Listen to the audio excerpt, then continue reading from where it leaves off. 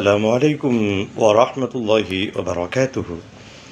உங்கள் அனைவரின் மீதும் இறைவனின் சாந்தியும் சமாதானமும் உண்டாகட்டுமாக. சிந்தனைக்கு சில மணித்துளிகள். ஒரே ஒரு செய்தியை கேட்டவுடனே நீங்கள் துள்ளி குதிக்கணுமா?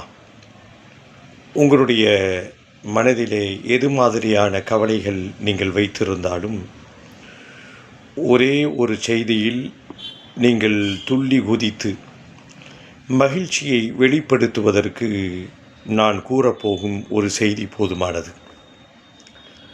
மனிதனுடைய மனம் வித்தியாசமானது, புதிரானது,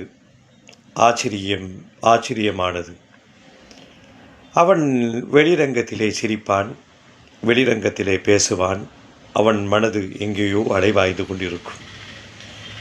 எல்லா மனிதர்களும் இப்படி எண்ணிக்கொண்டிருக்கிறார்கள். தொடர்ந்து பயணிப்போம், பேசுவோம் இன்ஷா அல்லாஹ்.